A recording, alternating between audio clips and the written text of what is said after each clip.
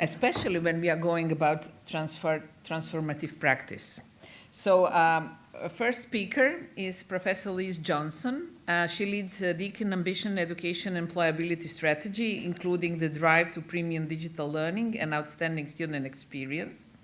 She was Deputy Vice Chancellor Education from 1920 to 21, and she steered teaching and learning at Deakin through the disruption of COVID pandemic, building from extensive project on Deakin online learning environment, teaching innovation and course development and staff capability for learning and teaching.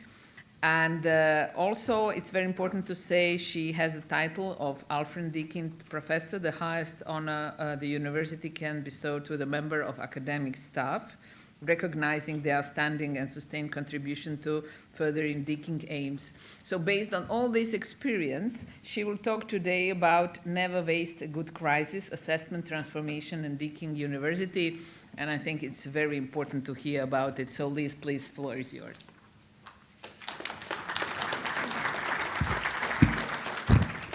Thank you very much, Sandra, and what a great delight it is to be in Dublin.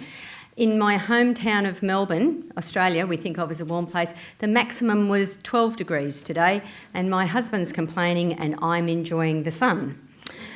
I chose this title for my talk today because we're talking about yes we can and what we can do, and taking advantage of opportunities when they come up. The quote itself comes from Rahm Emanuel, who was White House Chief of Staff to President Obama, who said, "You never want a serious crisis to go to waste." And what I mean by that, it is an opportunity to do things that you think you could not do before. The crisis in this case that I want to run you through was what happened to assessment in my own university during the COVID-19 pandemic. And what we did was we were able to address something which we had been beavering away at with limited success for a long time, and that was digital assessment. What we were trying to do was to move from using digital delivery as a means of addressing access to using it as a means of addressing authenticity, and also to be able to do that at large scale. So a little bit about Deakin to put it into perspective.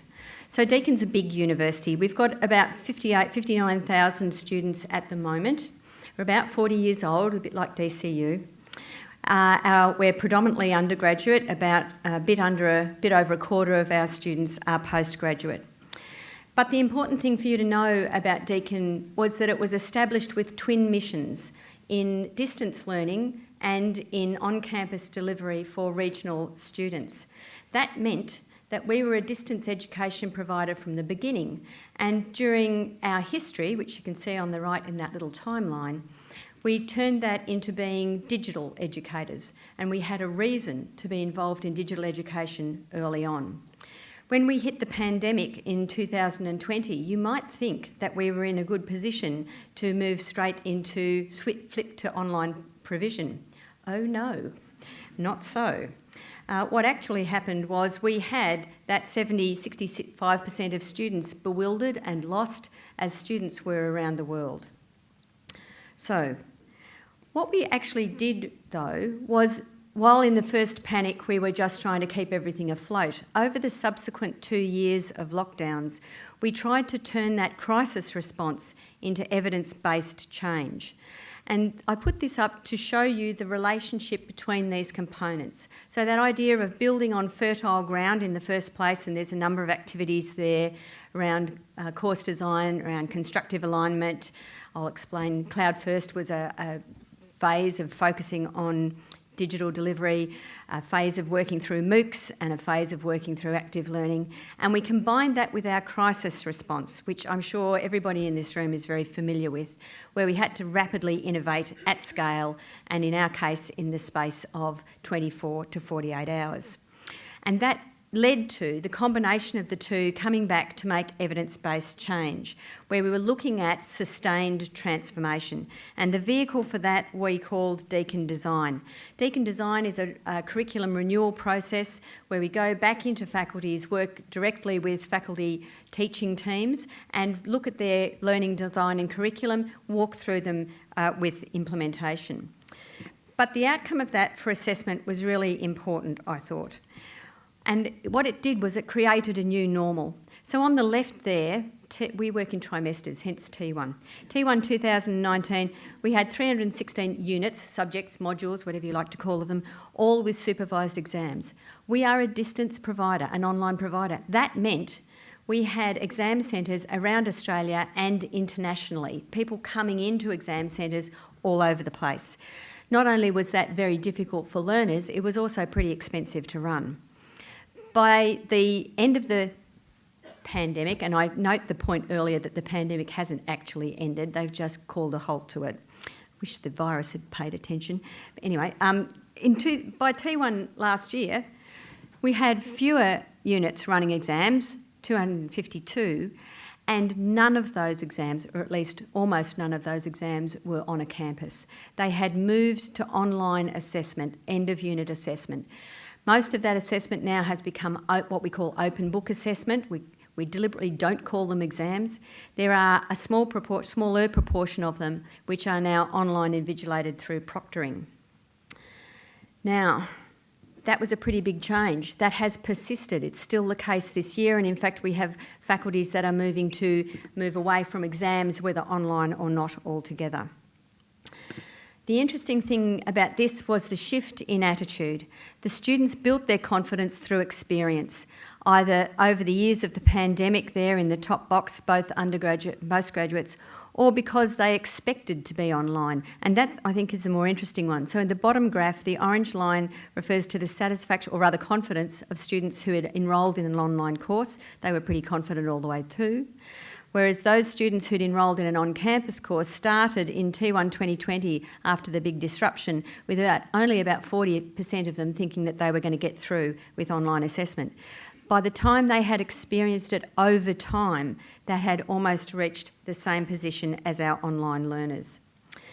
So, the other thing to say about that slide is that not only have these students built their confidence, they've also changed their expectations. This year, we had the law accreditation body for Victoria, sits outside my jurisdiction, ask that students go back on campus to do on-campus exams. The students, let me tell you, are not happy. The students are not happy, the staff are not happy. We've come to a negotiated settlement for the time being, but that shift in experience and that build in confidence has made the change for the long term. So what was it that fostered productive change? Well, there's the student experience, as I've just been explaining to you, but a couple of other things. On the left there, institutional commitment. We had a history around online learning and we were committed to it for the long term. But on the right, I think the thing that really made a difference for us was bringing teams together. So not just teaching teams and instructional or learning designers, but also the student experience teams. All the people that had a touch point with that student's journey were there working on this challenge together. Has it been easy running? No, not particularly. There are challenges in the wind, either the prospect of increases in contract cheating, or many of you will have seen the graph on the right. That's the pass rate for ChatGPT to pass professional exams around the world. The bit in blue is the pass rate for ChatGPT 3. The additions in green are ChatGPT 3 plus. ChatGPT 3 learns fast. So there are challenges in the offing, but I think we have now made a permanent change and we will not be going back. So we took that fertile ground, we grasped the crisis and we transformed ourselves. So yes, we can. And I hark back to Rika's presentation this morning. If you only see through the narrow lens and aren't forced or invited to see more broadly, then your imagination is constrained. We need to use a crisis to widen our vision and imagine the improbable. Thank you.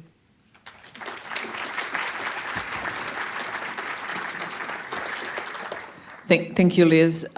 Very inspiring, and I'm certain that in all this process, it's important to have people who have a vision and who have ability to lead that.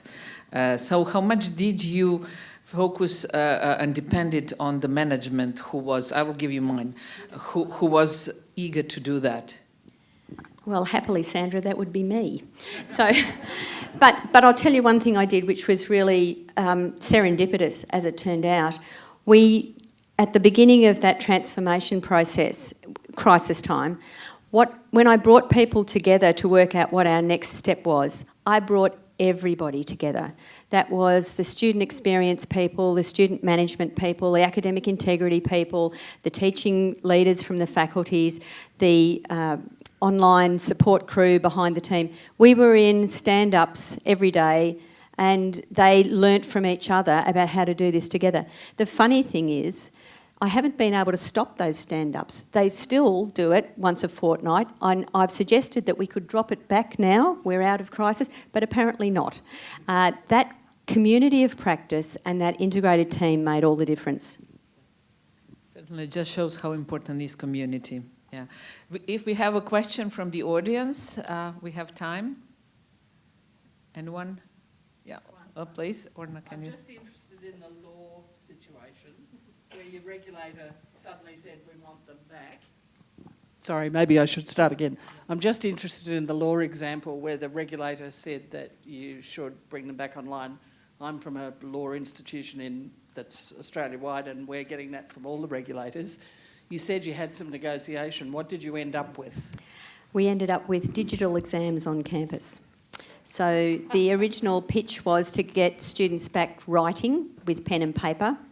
We were a bit worried they wouldn't know what that was. No, I'm being facetious. The compromise was that we would have digitally delivered exams on campus. We'll come back and continue those conversations, but I think there's a very big piece of work for all of us to do to take our stakeholders and professional accreditors with us on the journey. Yeah. Thank you. If there are no questions, then... Oh, I'm sorry, didn't see. Please.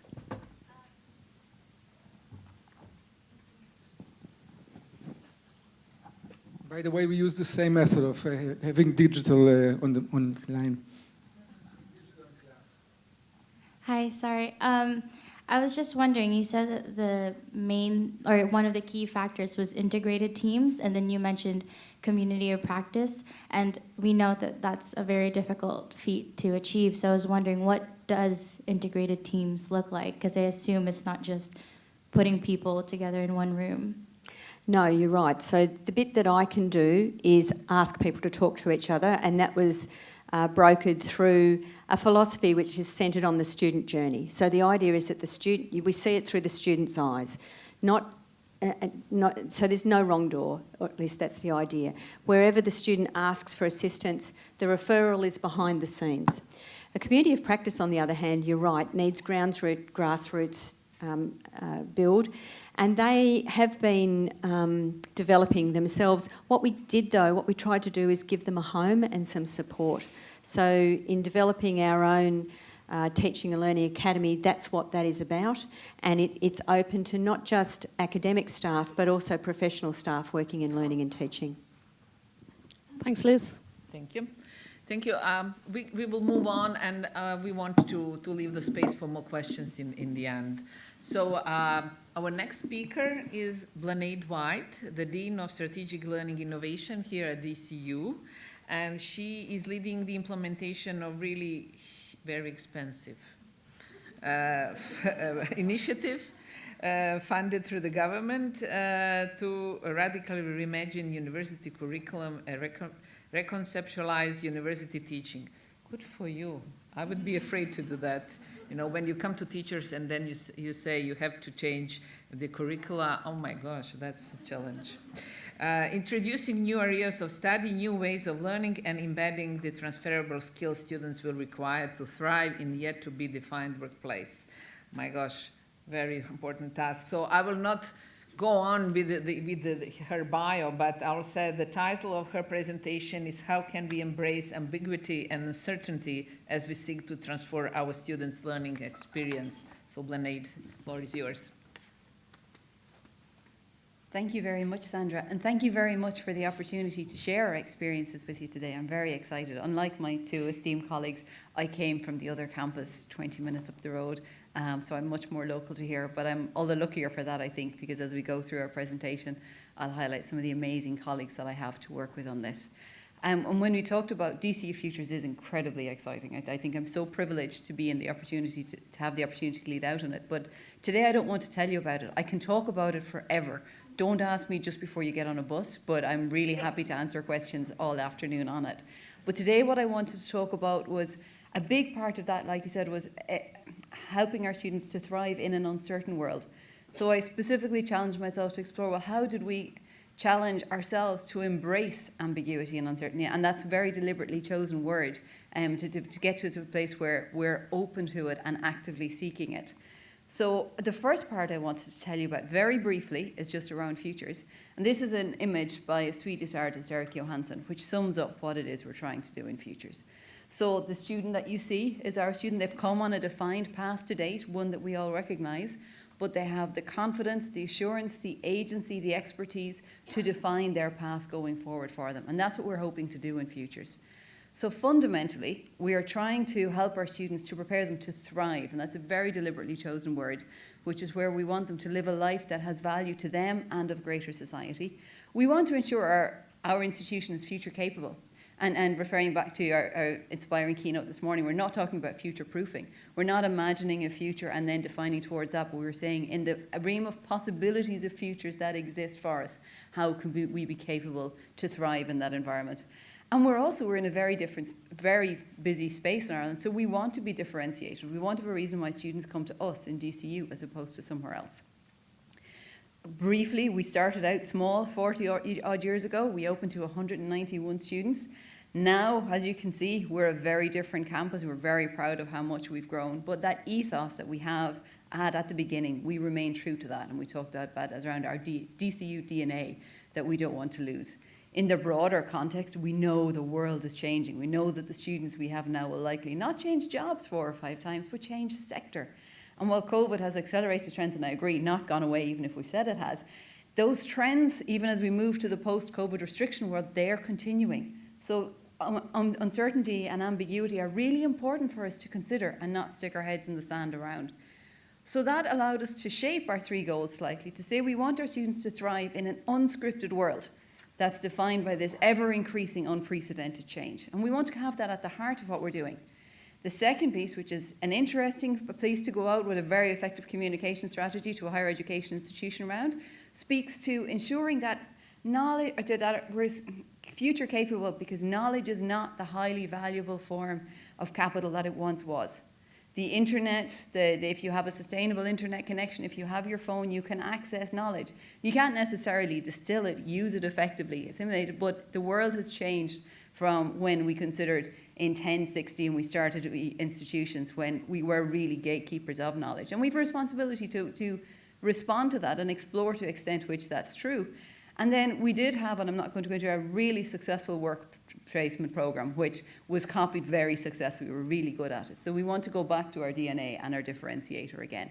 And all that led us to DCU Futures, which is this radical reimagining that we want to do. And like I say, I'll happily talk for hours about it to anybody who wants to listen. But today, what I wanted to explore, actually, just before I go on to that, one of the ways we tried to design in uncertainty and ambiguity is around the transversal skill of futures literacy.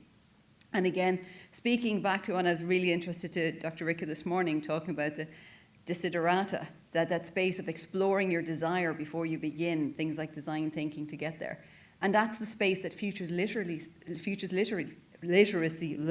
sits in very strongly, is that space to explore our desires and what we want to do. And we've been very lucky. The top picture, that's from her TED Talk. Dr. Lois Damhoff, who's a UNESCO chair in Futures Literacy, was here with us last week giving a workshop, and I'd recommend you have a look at that. But in DCU, we're unbelievably lucky, and this is my colleague, Dr. Kieran Dunn, whose name I spelled incorrectly, I see. He's our Transversal Skills Director, and we're unbelievably lucky to have him in DCU. So if you wanted to explore any aspect of Futures Literacy, I would recommend to talk to Kieran. As well as being our Transversal Skills Director, his expertise space is in creativity and futures literacy. And so that's one of the ways for our students we try to embrace ambiguity and uncertainty, is by exploring the concept of futures literacy with them. But for us institutionally, I should say I'm an analytical chemist. I work for an engineer.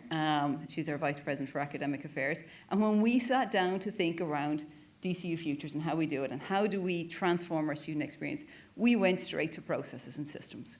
And we're very comfortable. I've got a flow chart for all of these, and they work really, really well. But when we put them all together, all those different strands of upskilling staff, increasing how we engage with academic developers, putting academic curriculum development at the core of what we do, did all that lead us to a place where we were embracing ambiguity and uncertainty? No, in short. And so what I had to do as leader was to go back and to say, how do we embrace that space? What is the thing that we're missing?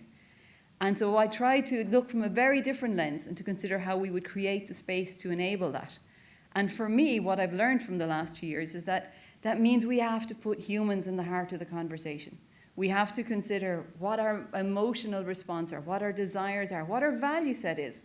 And so what I, for the last couple of minutes, want to quickly talk you through is my learnings over the last 2 years with regard to effective communications, which was the thing I was told was really important if you're driving out a change agenda, have effective communications.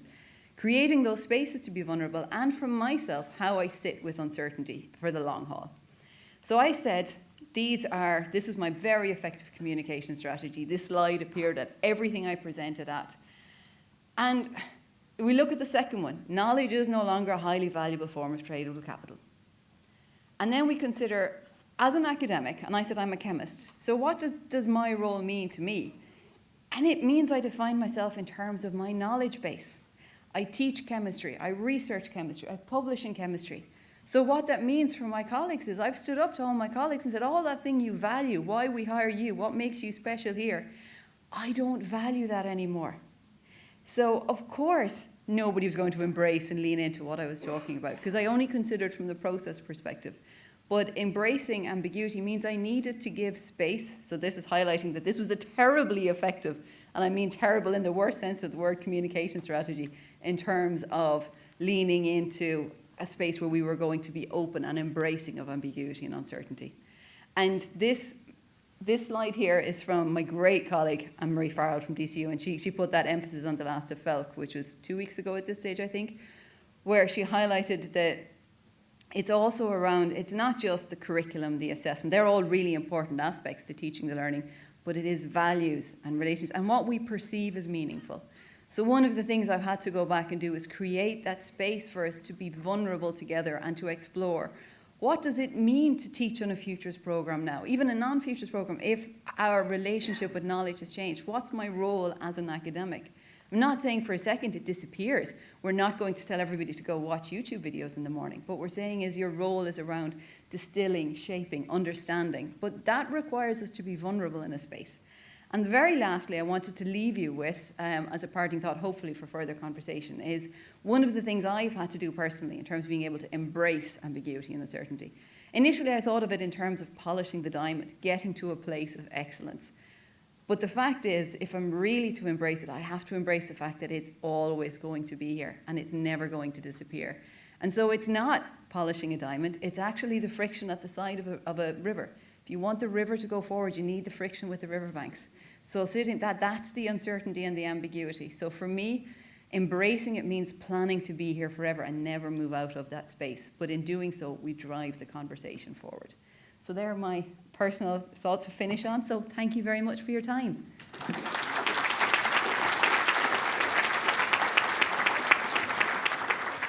First of all, I have to say, world is full of chemists, because I'm also a chemist. All the best ones are. But thank you for a very, very good presentation. And just a comment, you know, we are talking about academics, which are always, we say first academic researcher, and now we are putting very much the teaching part into the focus. And it's a challenge for teachers, and I think it's very good to enable us to have this space where we can be vulnerable and say, okay, we do not know everything about teaching, we know everything about research, but regarding teaching, we feel uncomfortable a little. So thank you for that. I'm opening the floor for discussion, for questions or comments, please.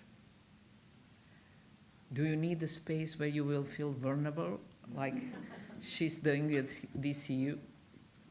Or you are all strong in teaching? So, Orna, lots of working for you. I know, I'm not happy. Only people in the first 2 rows are allowed to ask questions. Thank you. Let's buy me a pint later. That's 2 pints of beer I owe her now.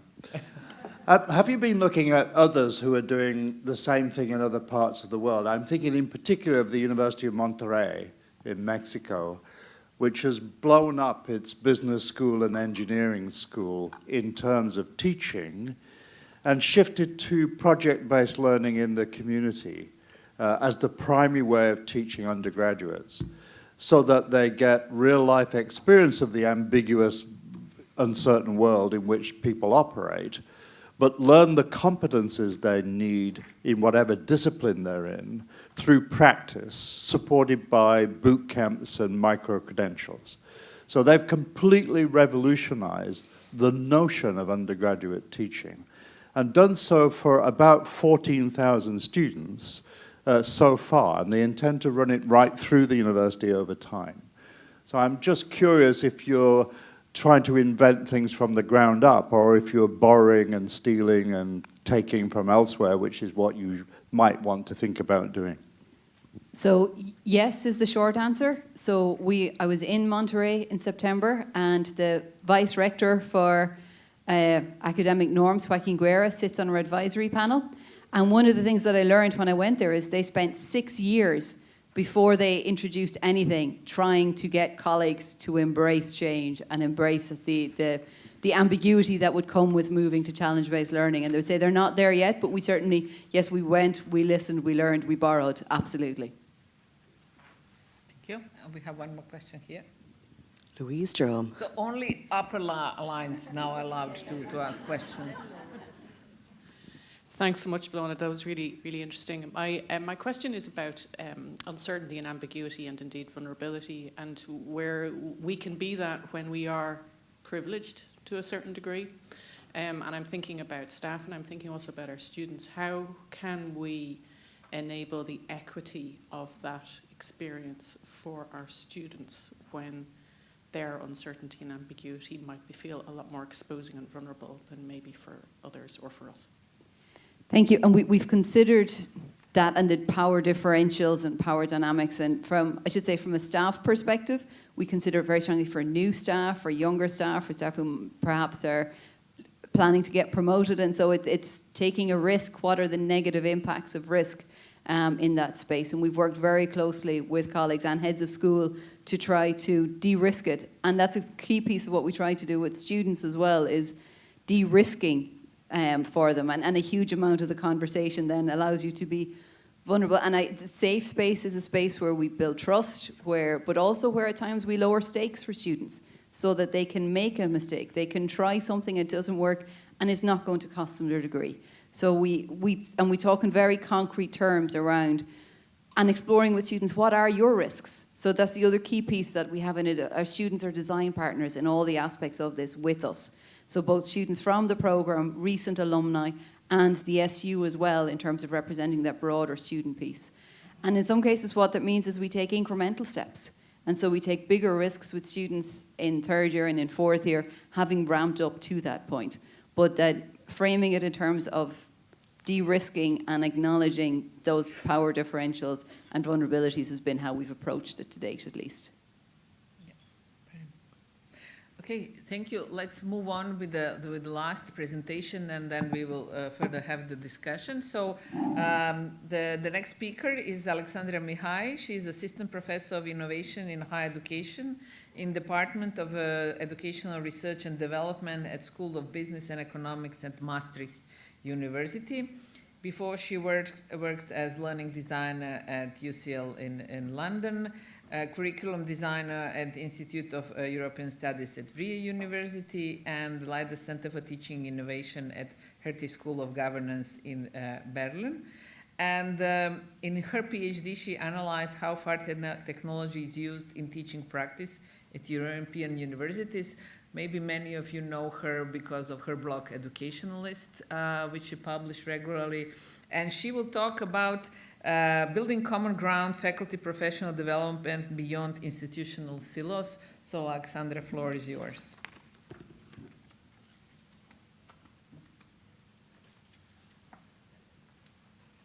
Thank you very much, Sandra. And yeah, it's going to be pretty difficult to follow these two great speakers.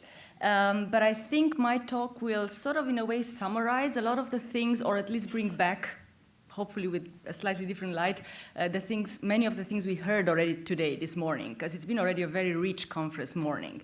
But the focus of the talk will be on supporting faculty, actually supporting faculty and students, sometimes directly, sometimes indirectly. So I'm going to look specifically in the space, institutional space for support. So teaching and learning centers, centers for academic development, they have different names. You think about your own, you know what I mean.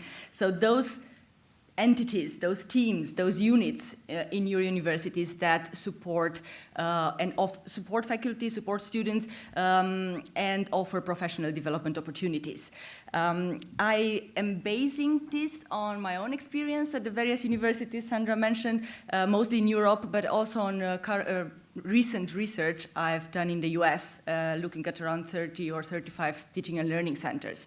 And I think I'm picking one of the most important or salient things that I noticed, both throughout really my career so far, regardless of the place I was in, country or university, and also what I heard from almost everyone that I talked to, and in fact even Liz mentioned it already, trying to get people to work together, people with different backgrounds, people with backgrounds with different, coming from different work cultures, and building common ground in order to be able to support a faculty effectively and efficiently.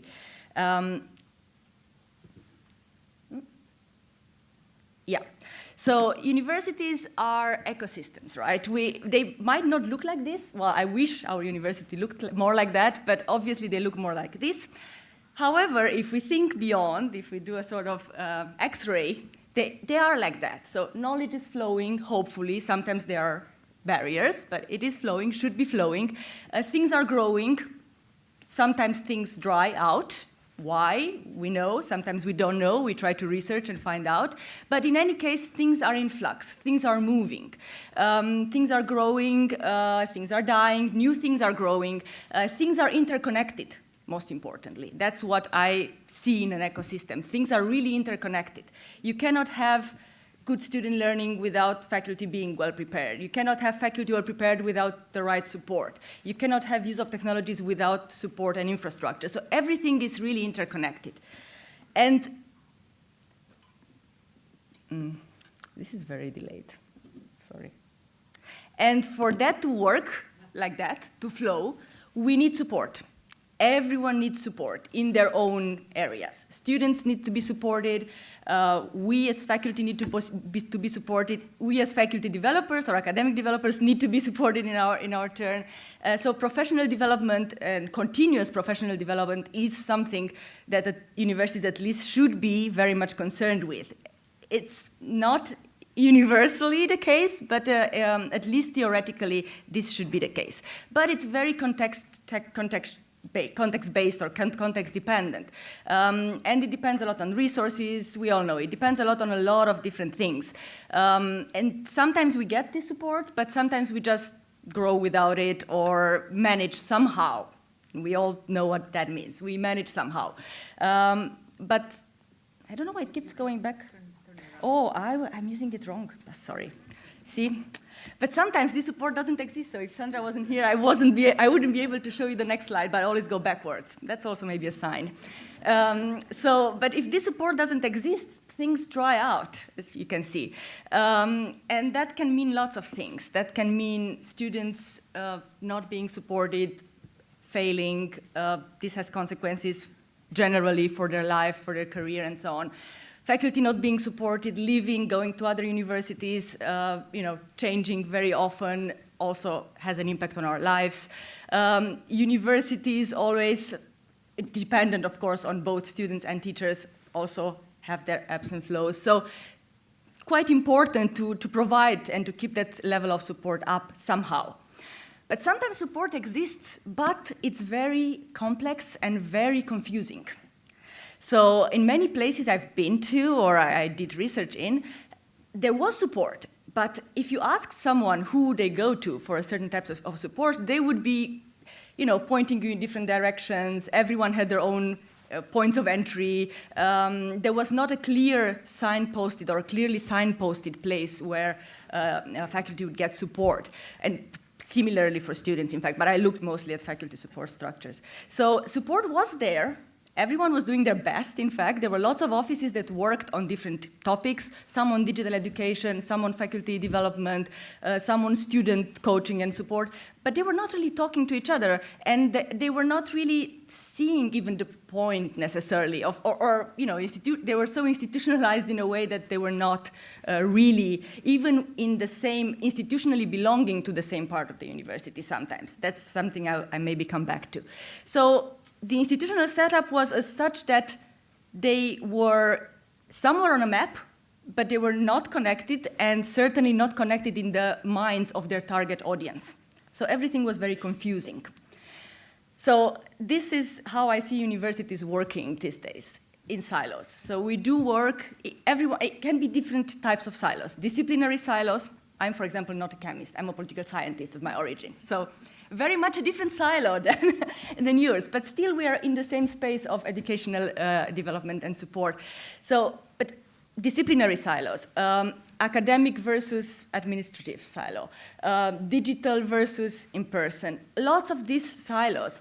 And this doesn't really look like this first image with the ecosystem, with the flowing and so on. No, this looks very much the opposite. But unfortunately, this is pretty much the situation in many places.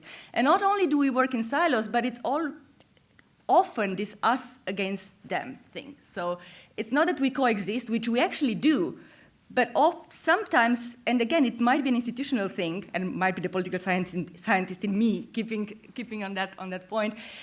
The institutional setup tells us that you know, there is a dichotomy. Always a dichotomy, always black or white, us against them, different types of contracts, different type of remits, and so on. So this is sort of being reinforced, unfortunately. Again, there are exceptions, and I would be happy if some of you thought, oh, this is not now in your minds. This is not the case of my university. I would be really happy if quite a few of you thought like that, and maybe you can share. But generally, unfortunately, this is a little bit the case. Then Corona came, and something changed in the way we worked during the crisis, because we had to. Not because we chose to necessarily, or you know, definitely not for a while, but because we had to, we worked together quite a bit. So yeah, that's what happened. Everything was shattered. Our whole beautiful ecosystem sort of shattered. But so were our silos. And that was great. So a lot of people worked together. For instance, wherever, so the centers I've visited or worked with, people that used to do digital education that were quite separate before, sometimes even in a different department or different side of university, they were very much involved together with the faculty developers, educational developers, learning designers, however you want to call them. So they were really literally in integrated teams because that was the response to the pandemic. And they built a really, really strong response to the pandemic. And also they maybe unconsciously or because they had to, they built another way of working together. Really working together in teams, in joint teams, which was unthinkable before, and that was really amazing because that showed that it's possible and that they can be more effective. A lot of people told me they learned a lot from each other by doing consultations together, by doing workshops together. They were almost amazed that the other side really had something complementary that they can actually work with very well. So yeah. That was the pandemic, and we would hope that those new ways of working would continue. But coming back to the context, the teaching and learning centers, again, you can see there just some names. We did a survey at some point and asked people how their unit is called. There are some variations, but you can see generally same terms appear. They are really in a very interesting place. They try to achieve a very fine balance between the administrative and the academic realms. And this is not very easy. This is like walking on a rope, on a very tight rope. So they do that every day. They have to, manage that balance every day. Also because people working there come from both sides. So they come from both sides. The target audience is mainly academics, but they do have to cater in a way to different styles of working. And also, again, this dichotomy comes, supporting face-to-face education, in-person education versus often seen as supporting digital education or technology-enhanced or online learning, So this is actually seen as a dichotomy again, and those people are different. They might have worked together during the pandemic. They might still a little bit work together. I'm really curious to see how that develops in the next years, but often they are different teams. It's not a bad thing that there are different teams if they are aware of what each other does and how they can complement each other. But this doesn't happen, as I think somebody asked and Liz was answering a little bit, that doesn't happen organically necessarily. So you need to put some work into creating this common ground. And some of the things I'm going to end with, and some of the ideas I gathered from the people I talked to, center directors, people working in centers around the world. This needs to really be an intentional process from this to this. So from people working sometimes really in different realms into a machine that actually works together, that people's remits are really fitting with each other and not really diverging. And this needs to be intentional.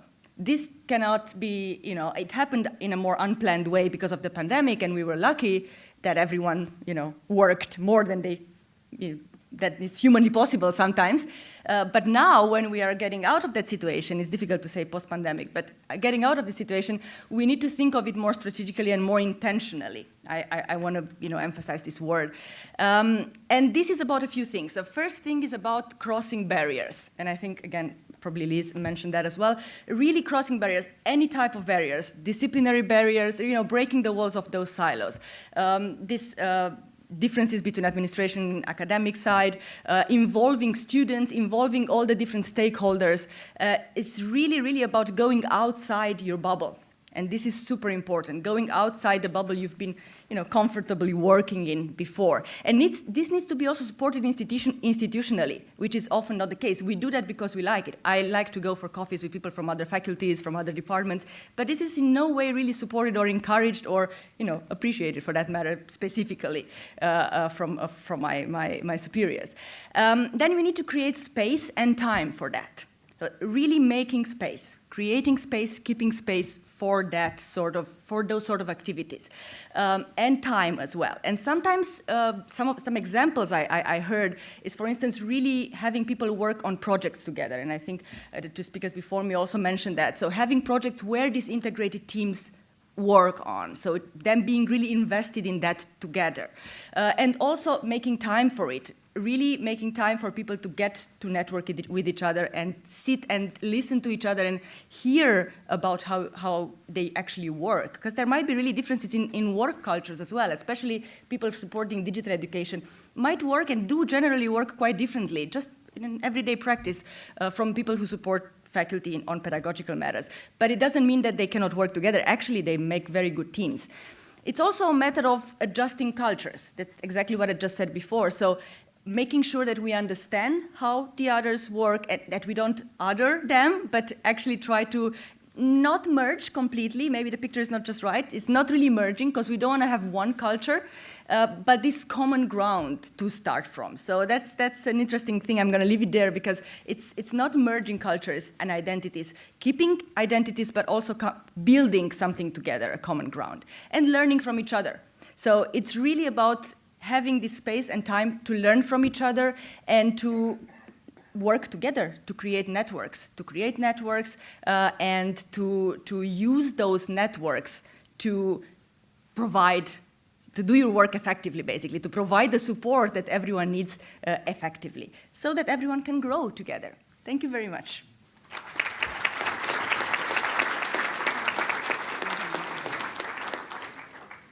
So thank you, Alexandra. I think that through all this free presentation, we have this strong message of the community, of the teamwork, of joint work. And the question is how to ensure sustainability of what we want to achieve of the lessons learned during pandemic. But now I'm opening the floor for questions. So please, any questions or comments? If not, maybe I can ask each of you. We didn't mention the issue of quality in all your examples you provided, and I think it's very, very important topic. So maybe each of you can comment within your own example you provided how to ensure the quality of the process and the results.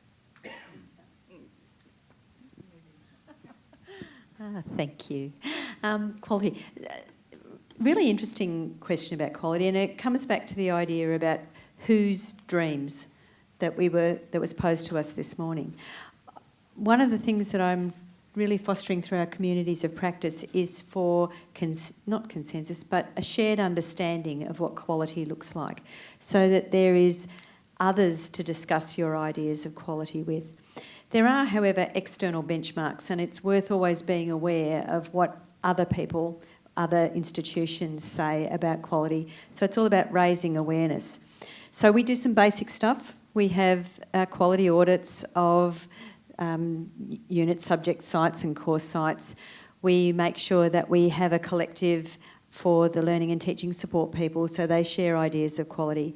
But I think the full stop at the end of it is, in the end, the learner is with the teacher, and you have to trust that their ideas of quality will be sufficient to maintain the quality that you expect. Thank you. Lynette?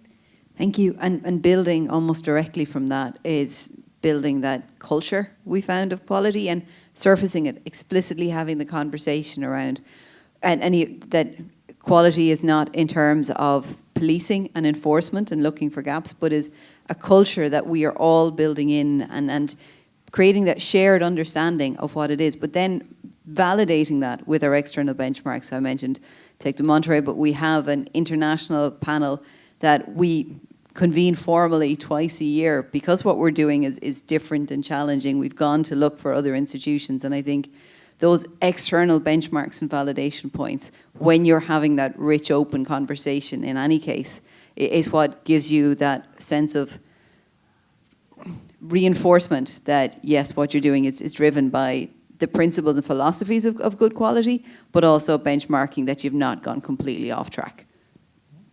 It's a really good point, and I'm gonna build on that idea of culture of quality, because that is something in our support activities usually doesn't come very often, also because there is a different unit that deals with quality assurance. It's very much related to policy making. It's quite different from the support that we provide. But what we try to have is these discussions in which we try to make faculty understand that it's not just a bureaucratic exercise of filling in accreditation documents or curriculum maps, but it's actually a part of providing or creating a good experience, learning experience as such. So it is part of the culture rather than just an extra exercise, to keep us busy. Yeah, because it's seen like that often, which is unfortunate. Thank you. I think it's an important thing to think about, during the way. I think if you do not have a question, I have a question for the audience. How many of you, after pandemic, have decided to pursue on the lessons you experienced, you gained, and to move on doing this in spite of the study programs which were dominantly accredited for the classroom teaching and learning? So how much of you did incorporate this digital part into your teaching and learning, despite of the way that you have to go back to the time before the pandemics and things you have doing? So please raise your hand so that I see those who are innovators and pursuers of doing it. So, and what did your management say for that? Did they like it that you do that in that way? Did they encourage you? Because this is what we are talking about here, the transformation.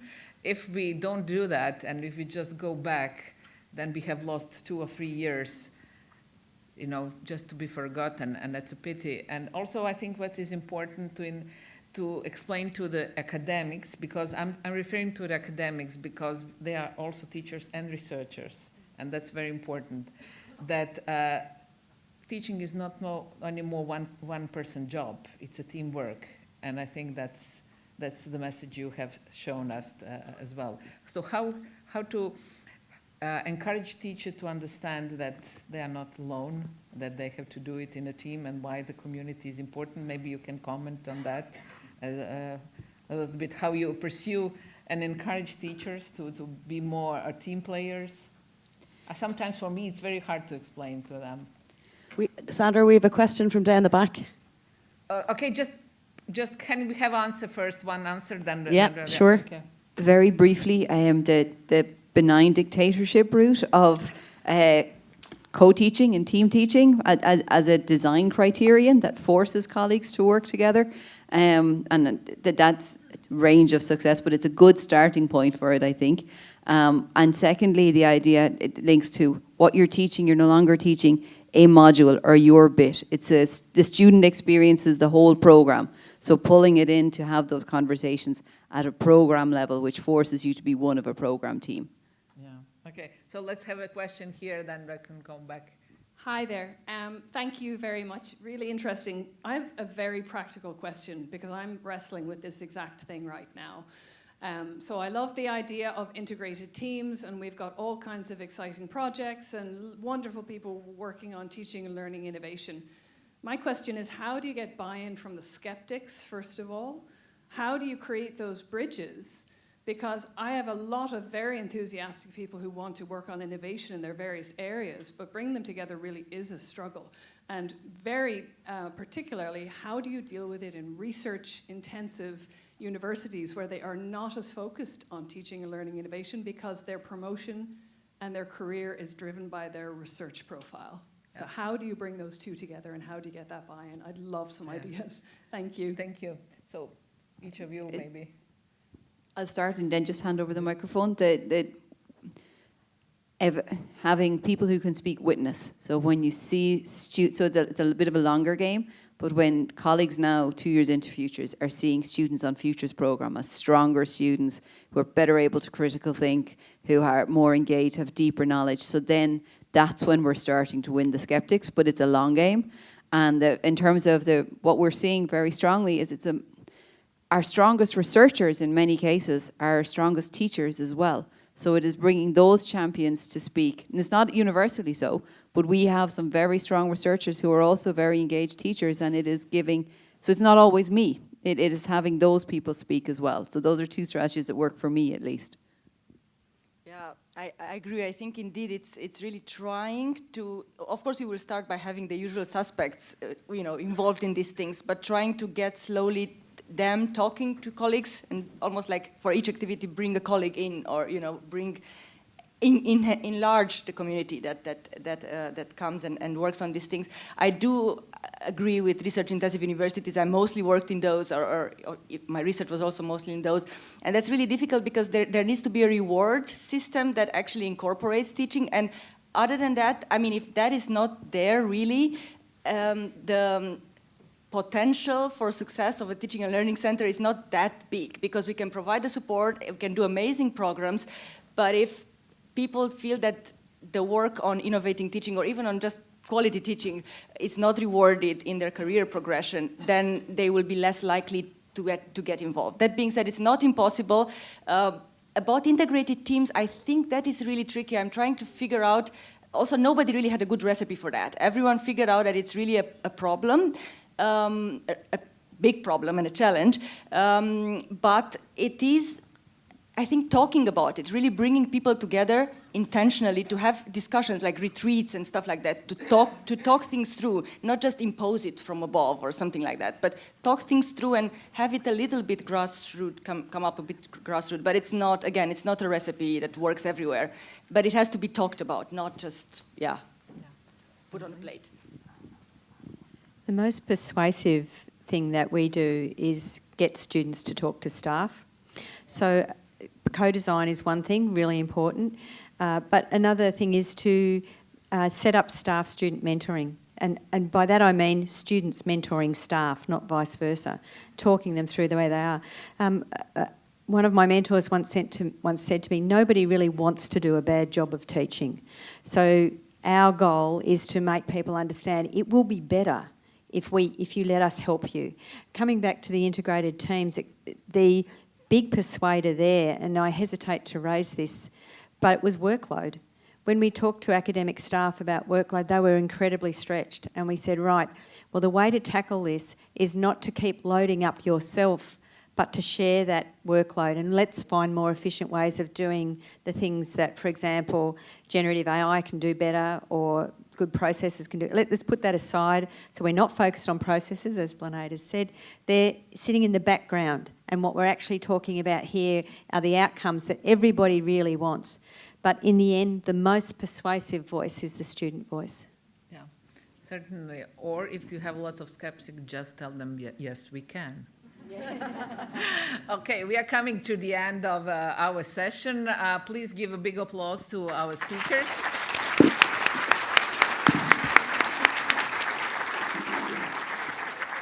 This is woman power. Now I'm giving the floor to Orna. She wants to take over. I do indeed. Try to take over the world. Just a bit of housekeeping before we move on. So those of you who are doing the gastellator or the first victims, it's going to be on here at 4:20. You need to turn up a few minutes early to give the lads your presentations, okay? Strongly recommend coming to Gasta. Also, big shout out to Ruth over there doing her art. Have you had a look? Liz, you should see the one for yours. It's really cool. Yeah, I'll take a photo. And finally, we have breakouts directly after this session, and then coffee at 4. Okay. If you're looking for directions to the conference dinner, you can ask at the reg desk. And that's me. See you later. Thank you.